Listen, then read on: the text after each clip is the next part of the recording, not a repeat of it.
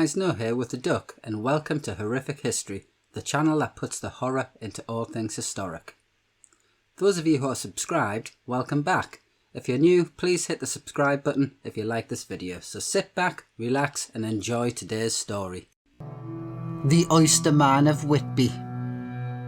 Oysters may now be an expensive delicacy in fancy restaurants around the world, but they used to be especially beloved in the majority of towns around the UK and were considered more of a poor man's food.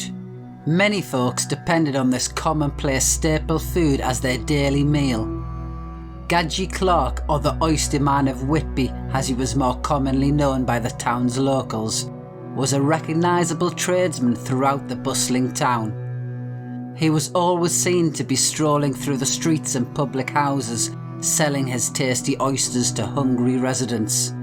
You'd always hear him before you saw him, bellowing "Oysters alive, oh! Oysters alive, oh!"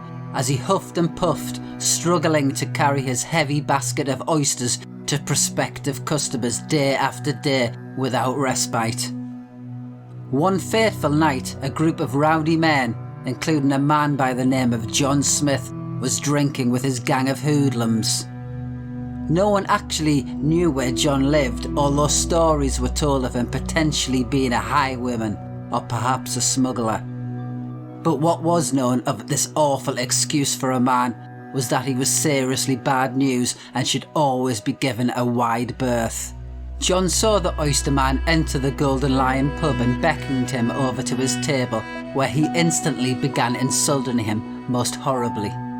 The Oyster Man instantly realised that no sales were to be made in that establishment that night, especially at John's table, and abruptly turned to quickly leave, muttering quietly to himself.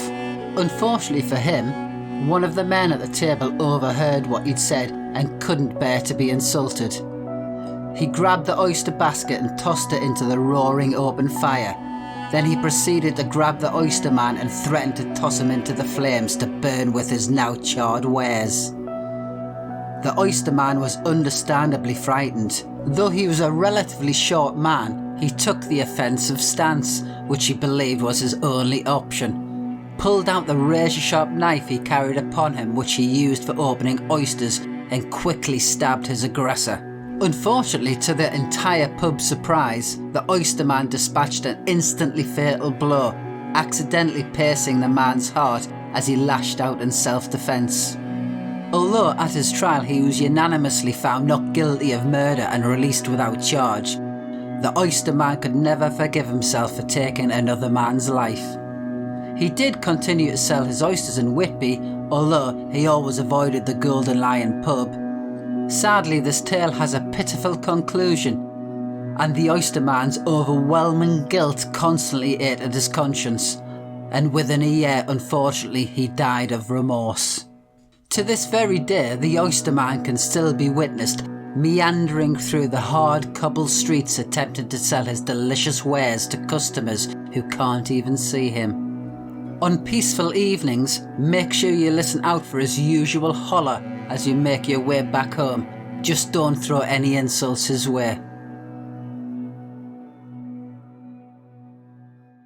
You'll be pained to hear that's it for today. So if you like this video, myself and the Duck implore you to like and subscribe. If you have any stories you'd like us to cover, do let us know in the comments, and if you must and feel so inclined, you can follow us on Twitter and Instagram.